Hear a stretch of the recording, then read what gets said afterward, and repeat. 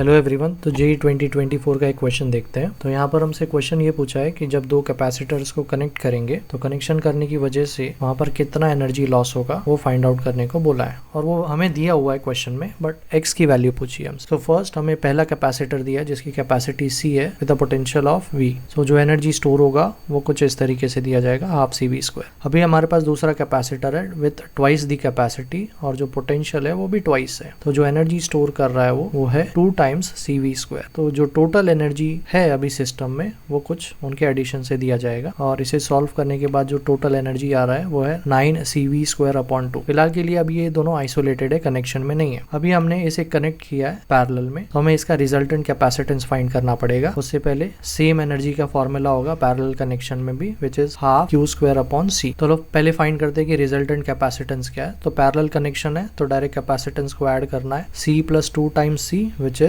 3C। अब देखते हैं कि कैपेसिटर 1 ने कितना चार्ज स्टोर किया है। It stores CV times charge और कैपेसिटर 2 ने जो चार्ज स्टोर किया है वो कुछ इस तरीके से है 4 टाइम्स CV। पैरेलल कनेक्शन के बाद सिस्टम में जो टोटल चार्ज है वो है 5 टाइम्स CV। तो हमें Q का वैल्यू मिल गया और रिजल्टेंट कैपेसिटेंस का वैल्यू मिल गया। ये हम हमारे इक्वेशन में पुट करेंगे और सॉल्व करने के बाद हमें जो आंसर मिलता है वो 25 CV स्क्वायर अपॉन 6 है। तो आइसोलेटेड कनेक्शन और पैरेलल कनेक्शन के लिए दो एनर्जी का इक्वेशन है। तो नेट लॉस क्या है वो देखते हैं, which is just their subtraction. और सब्ट्रैक्शन करने के बाद जो मुझे आंसर मिलता है वो है CV स्क्वायर अपॉन 3। बट ये मुझे एनर्जी के टर्म में चाहिए तो थोड़ा सा रीएडजस्टमेंट करेंगे। तो multiplying A numerator and denominator by 1/2, जिसमें से हमें कुछ ऐसा एडजस्टमेंट मिलता है 2/3 मल्टीप्लाइड बाय 1/2 CV स्क्वायर। यहाँ पर 1/2 CV square is the formula for energy. तो हमें इक्वेशन कुछ इस तरीके से मिलता है 2/3E। जब हम ये अपना आंसर क्वेश्चन में दिए गए आंसर से कंपेयर करेंगे तो हमें जो x का वैल्यू मिलता है वो 2 है।